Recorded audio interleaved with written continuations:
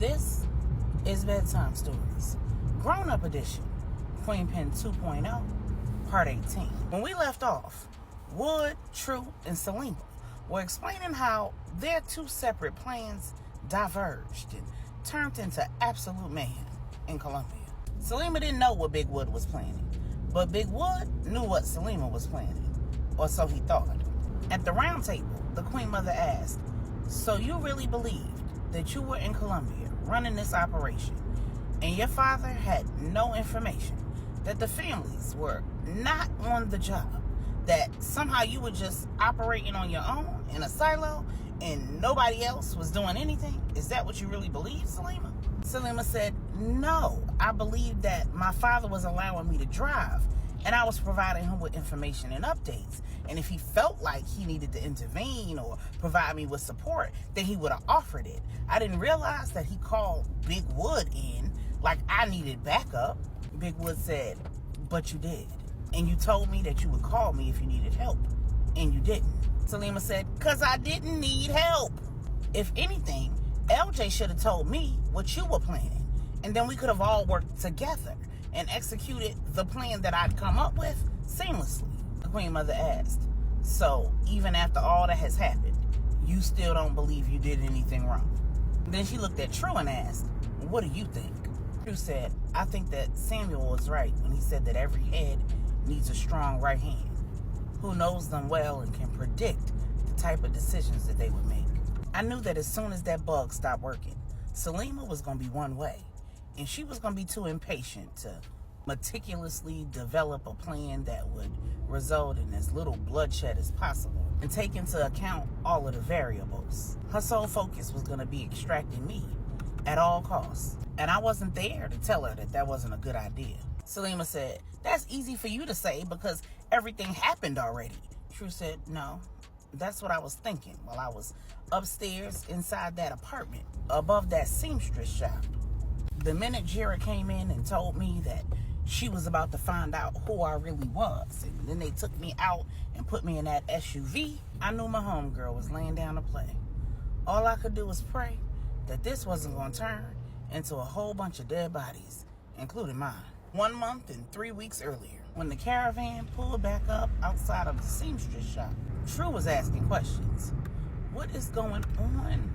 Why are we driving around and coming back? And what was happening right now?" A man who'd been assigned to her since they were in Venezuela turned to her and said, "It looks like there was a change of plans, but don't worry, everything's fine." Then he got a text message and his whole demeanor changed. Tru said, "Is everything okay?" And he said, "Yeah, has nothing to do with you." They escorted her inside and she said, "I'm gonna need to eat something soon because I need to take my medication."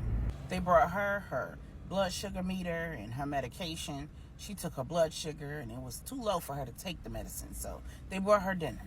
Tru said, "I'm gonna have to wait about 2 hours and then check my blood sugar again, and then I'll know if I need to take my medication. This has obviously been a very stressful day, so I'm sure it's impacting my blood sugar." The man assigned to her said, "Well, I'm gonna have to collect that meter, that medicine and those needles until you're ready to take your blood sugar again." Tru said, "I understand. Where'd the lady go?" She knew her name, but Jira had never told her name, so she couldn't get caught slipping, accidentally calling her by her name. And said, "Don't worry about her. Stop with all the questions. I'm starting to wonder if you really who you say you are." Before she could respond, a second man entered the room and said, "Hey, I'm here to relieve you." Tru noticed that the man looked relieved, but she couldn't really figure out why. She heard him tell the man who'd come to relieve him, "In about 2 hours, bring her this bag back and let her check her blood sugar again, and then she might need to give herself some insulin." And then he left. The man that was replacing him said, "Yeah, I'm not doing all that. I'm going to leave this right here. You going to be a good girl? Because if not, I might have to whoop you into submission." Grossed out, Tru was like, "I'm going to do whatever you ask me to do so that you don't have to do anything to me." The man said, "I'm just teasing, little mama." When the man and Tru made eye contact, Tru knew that Big Wood was on the scene. She breathed a sigh of relief because she figured that that meant Selima would not do anything stupid and put her and everybody else on the team in danger. She assumed that Salima and Big Wood were working together, which is what would have made the most sense under the circumstances. So she sat back and bided her time. When the 2 hours were up, she checked her blood sugar again and said, "It's not at the point that it needs to be for me to take my medicine, so I'm going to need to check it in another 2 hours." The man said, "My mother has diabetes. Let me see that monitor." She showed him the monitor. Just as she said, her blood sugar was under 120. If she took insulin at that point, she would probably go into a diabetic coma. So he said, "She's telling the truth." To the other men who were standing around in the room, Tru said, "Can I please lay down? I'm really, really tired. It's been a very, very long, painful, and stressful day." The man said, "You think that's a good idea? I don't know if you should fall asleep and you haven't taken that insulin." Tru said, "I don't mean to be a bother, but can you wake me up in 2 hours? I'll check my blood sugar again then and see where it is." The man said, "All right, I got you, little mama." Hearing that, Tru knew for sure she was in good hands. She laid down and pretended to be asleep. She used her training and sensory deprivation to listen to every conversation and every sound that went on around her. And she didn't miss when she heard the voice of the main man who'd been assigned to watch her come back. He'd been relieved, so he shouldn't have been back there. She heard him tell another man that he was there to relieve him. And then shortly thereafter, she heard that man making a phone call to verify the order. She could tell by the inflection of his voice that he didn't get the answer he was expecting. Something wasn't right. At the round table, Salima said, and that's probably how they knew that Donovan and LJ were on their way to Santiago's estate. The Queen Mother asked, "What am I missing?" And Big Wood said, "When I arrived in Colombia, I got the rundown. The men that Santiago sent to Venezuela to keep an eye on Tru were big time in the Morena organization.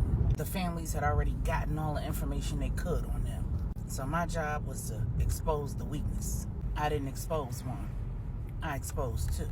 The man in charge and his backup. 1 month and 3 weeks earlier, when the head man assigned to Tru got that text message, it was a picture of his son with a location and a time. Big Wood had done something that he hardly ever did. He didn't play with women and children. But for Tru, he made an exception. He had that man's wife and his son. And to ensure that he had no problem getting to the location at the time specified, Big Wood sent in his replacement, his second in command.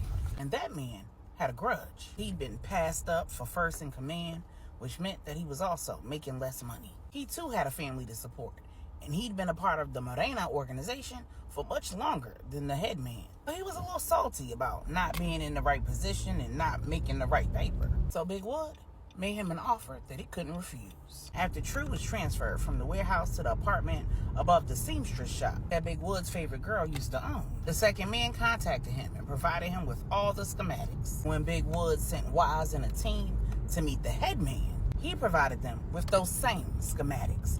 So he knew that both men were telling him the truth. He gave them both instructions and they followed them to a T. The only problem was the head man was clearly ill-equipped for the job, just like the second man had said. Realizing what he had to do and all that he had on the line, he was nervous and jittery, and left to his own devices, he executed a poor plan. His job was to create an opening where Big Wood and his team could sneak into the building, catch all the men unawares, snatch Tru, and get out with as little bloodshed as possible. He decided to relieve the man who was positioned on the roof and have Big Wood and his team enter a building that was a few buildings down, cross over the roofs, and enter a building where Tru was being housed through the roof access. He didn't need to relieve the man on the roof to do that, though. All he had to do was send him on an errand. Being the head man, relieving that man was odd, and the man knew it. So he called to check the record. In that line of business, anybody who had attachments or debts or other vulnerabilities could be flipped. So all of the men in that business were trained to ask questions anytime somebody did anything that was out of the ordinary. But the head man had assumed that because he was the head man, his directive wouldn't be questioned. But as soon as Santiago found out that nobody showed up for the meetup, he knew that the four families were up to something. And it didn't take a rocket scientist to guess that the next play would be to follow the caravan to wherever Tru was being kept and wherever Jira was staying. And that's why he had Jira brought back to his estate. The place was like Fort Knox. Nobody was getting in or out. So when his right-hand man got that call from the roof shooter, he knew it was go time. He immediately went into action, getting Jira out of Colombia. At that same time, Donovan and LJ were on their way to Santiago's estate. Donovan tried to leave with a team and leave LJ there. LJ caught him slipping. He had tapped into the motherboard of the SUV that Donovan was riding in and disabled the push to start feature. When he heard the other cars pulling off, he casually walked outside and said, "Going somewhere without me?" Donovan said, "Nigga, what you do?" LJ said, "Wherever you go, I'm going. You peanut butter, I'm jelly. I'm stuck to you like glue, nigga. Stop playing with me. Now what the hell y'all got going on?" He hopped in the car and Donovan said, "Listen, I'm about to go to Santiago's estate and make sure that Jira don't move."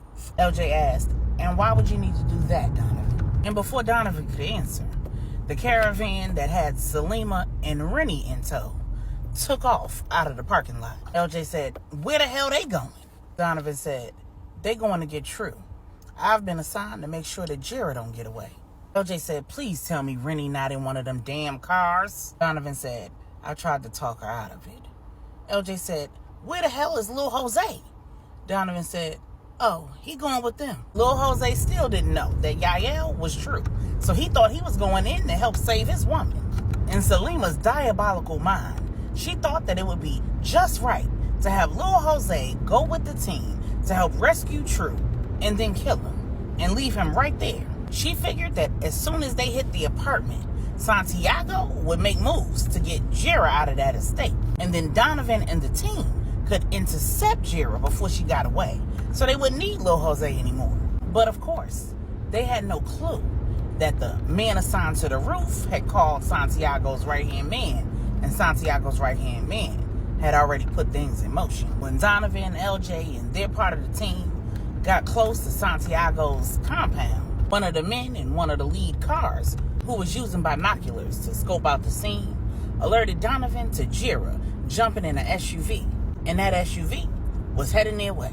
As it approached, Donovan turned on a side street, bust a U-turn, and watched as the other cars in his caravan gave chase. He hung back because bullets started flying and the cars were shooting one another up, and it was just absolute mayhem. When he finally caught up, it was men down on both sides. But the SUV carrying Jira was still in motion, so he gave chase. And the men in his SUV leaned out the windows and started shooting at the SUV. They realized it was bulletproof. LJ said, "They gotta keep her safe. She the ace in the hole. This is a terrible idea. Wherever they taking her is gonna be swarming with other soldiers. Let the team follow them and let's head to wherever Salima and Rennie are." But Donovan, being hardhead, decided that he would stay on that SUV. He called in more backup and a whole nother caravan ensued. As they approached what LJ figured was gonna be a private airstrip, he said to Donovan, "Hang back. Let your team take the lead." Donovan listened, and just as he did, gunshots rang out. Donovan quickly turned on a side street and approached the airstrip from the side. He and LJ jumped out of the SUV, donned some night vision goggles, grabbed their go bags, and took off on foot through the underbrush. They figured that their team would be able to keep the Morena's men busy long enough for them to find another way to enter the airstrip. Donovan had a one-track mind. He wasn't listening to anything that LJ was saying.